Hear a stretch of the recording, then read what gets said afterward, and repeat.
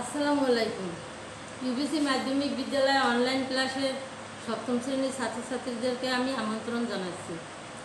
আজকের পাঠসীমা হলো মরুভাস্কর হবিবুল্লাহ বাহার। হবিবুল্লাহ বাহার ছিলেন কবি নজরুলের ভক্ত শিষ্য এবং চিন্তা ও কর্মে পুরোপুরি মানবতাবাদী। 1906 খ্রিস্টাব্দে তিনি ফেনী জেলায় জন্মগ্রহণ করেন। মূলত প্রবন্ধকার হলেও তিনি কয়েকটি উল্লেখযোগ্য জীবনী গ্রন্থ রচনা করেছেন, যেমন ওমর ফারুক, আমির আলী ইত্যাদি। 1966 খ্রিস্টাব্দে 15 এপ্রিল তিনি মৃত্যুবরণ করেন। যেসব মহাপুরুষের আবির্ভাবে পৃথিবী ধন্য হয়েছে, মানুষের জীবনে যারা এনেছে সৌষ্ঠব, ফুটিয়েছেন লাবণ্য, মরুভাস্কর হজরত মুহাম্মদ মুস্তাফা সাল্লাল্লাহু সাল্লাম তাদের মধ্যে সর্বশ্রেষ্ঠ।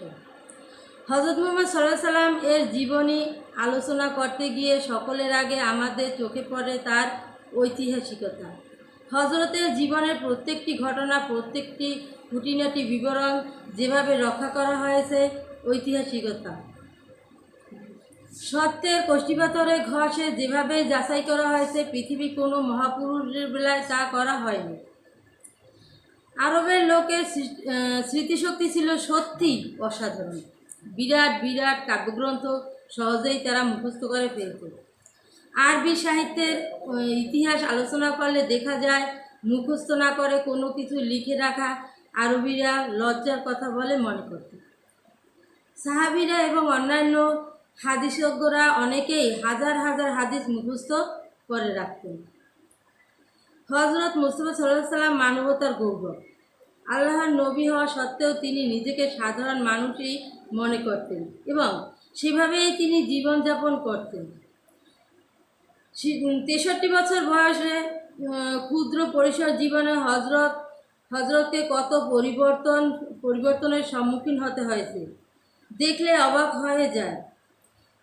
যিনি ছিলেন এতিম, তিনি হয়েছিলেন সারা আরব ভূমির অভিসম্পাদিত নেতা। হজরত যখন মদিনার অধিনায়ক, তখন তার ঘরের আসবাব ছিল একখানা খেজুর পাতার বিছানা আর একটি পানির সুরাহি। অনেক দিন তাকে অনাহারে থাকতে হতো এবং অনেক সময় উনুন জ্বলতে না উনুনে আগুন জ্বলত। উনুন মানে কি? চুলোয় আগুন জ্বলত না। হজরতের চরিত্রের সংমিশ্রণ হয়েছিল কোমল আর কঠোরের। বিশ্বাসে তিনি ছিলেন অজেয়, অকুতভয়। সত্যে ও সংগ্রামে যিনি বজ্রের মতো কঠোর, পর্বতের মতো অটল। তাকেই আবার দেখতে পাই কুসুমের চেয়েও কোমল। বন্ধুবান্ধবের জন্য তার প্রীতির অন্ত নেই। মুখ তার সবসময় হাসি হাসি। ছেলেপিলের সঙ্গে মেশেন তিনি একেবারে শিশুর মন নিয়ে। পথে দেখা হলে বালক বন্ধুকে তার বুলবুলির খবর জিজ্ঞেস করতে তার ভুল হয় না। বন্ধু বিয়োগে চক্ষু তার অশ্রুসিক্ত হয়। বহুদিন পর দাইমা হালিমাকে দেখে মা আমার মা বলে তিনি আকুল হয়ে ওঠেন। মক্কা বিজয়ের পর সাফা পর্বতের পাদদেশে বসে হজরত বক্তৃতা করেছিলেন। একজন লোক তার সামনে এসে ভয়ে কাঁপতে লাগলো। হজরত অভয় দিয়ে বললেন, ভয় করছো কেন? আমি রাজা নই, কারো মুনিবও নই। এমন মায়ের সন্তান আমি। শুষ্ক খাদ্যই যার আহার্য। শুষ্ক মানে কি? শুকনো খাবার তার খাদ্য। হজরত জীবনে কাউকে কড়া কথা বলেননি, কাউকে অভিসম্পাত দেননি। আনাস নামক এক ভৃত্য 10 বছর হজরতের চাকরি করার পর বলেছেন, এই সুদীর্ঘ সময়ের মধ্যে হজরতের মুখে তিনি কড়া কথা শোনেননি কখনো। মক্কায় বা তায়েফে অত্যাচারে জর্জরিত হয়েও হজরতের মুখে অভিসম্পাতের বাণী উচ্চারিত হয়নি, বরং তিনি বলেছেন, এদের জ্ঞান দাও প্রভু, এদের ক্ষমা করো। জগতের সাম্যের প্রতিষ্ঠা মোস্তফা চরিত্রের অন্যতম বিশেষত্ব। প্রচলিত সমাজ ব্যবস্থা ও দাস ব্যবসায়ের অত্যাচারে জর্জরিত হয়ে মানবত্ব যখন গুমড়ে পড়েছিল, রাসূলুল্লাহ সাল্লাম তখন প্রচার করেন সাম্যের বাণী। সমগ্র জীবন দিয়ে তিনি সাম্যের প্রচার ও প্রতিষ্ঠা করে গেছেন।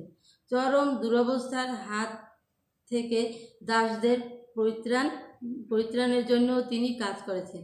মানুষকে সালাতে আহ্বান করার জন্য মুয়াজ্জিন নিযুক্ত করেছেন হাফসি গোলাম হজরত বেলালকে। নারীর অবস্থার পরিবর্তন এনেছেন হজরত।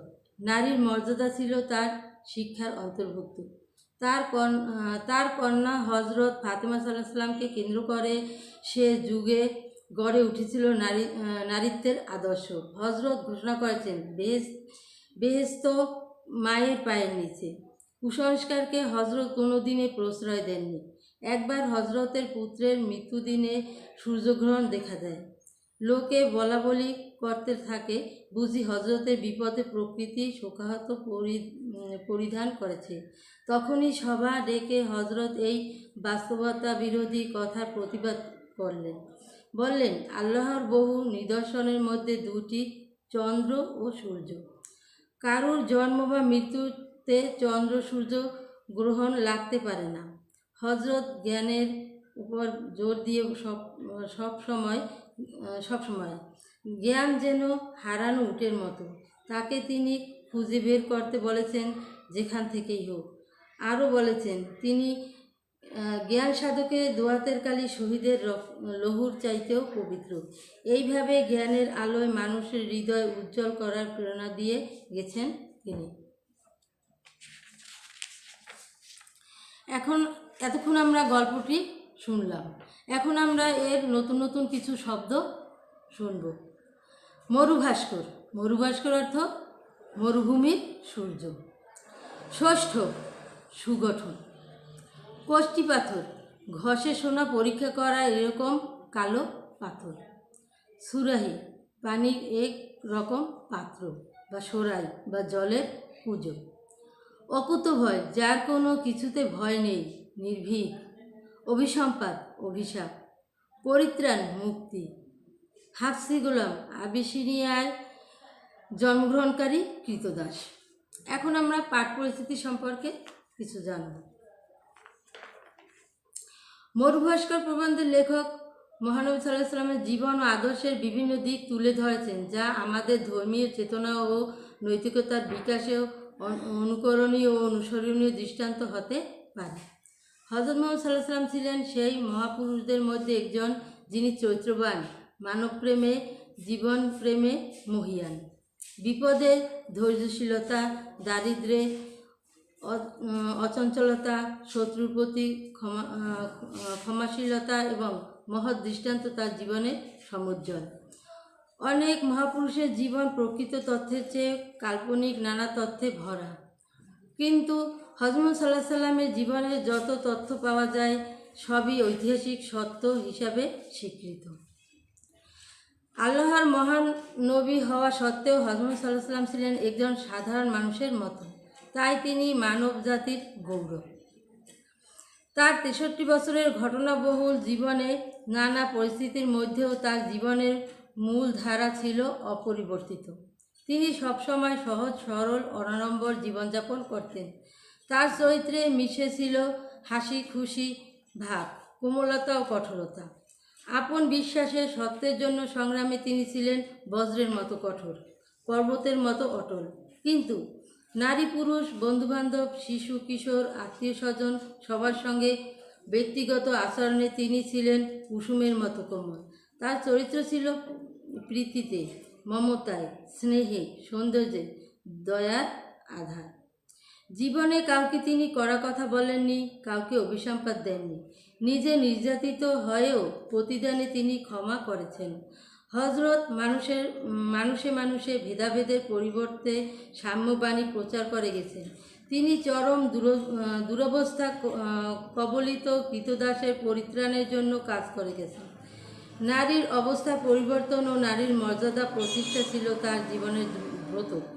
অন্য ধর্মের ব্যাপারে তিনি ছিলেন অত্যন্ত উদার ও সহিষ্ণু। হজরত কুসংস্কারকে কখনো প্রশ্রয় দেননি। যা সত্য, যা যুক্তিগ্রাহ্য, তা পক্ষেই তিনি অবস্থান ছিলেন। হজরত জ্ঞান চর্চার উপর গুরুত্ব দিয়েছেন সবসময়। এর ফলে মুসলিম সমাজ জ্ঞান বিজ্ঞান চর্চায় এগিয়ে যাওয়ার প্রেরণার উজ্জীবিত হয়েছে। আজকের মতো আমার এই ক্লাস শেষ করলাম। পরবর্তী ক্লাস দেখার জন্য তোমাদেরকে আমন্ত্রণ জানাচ্ছি।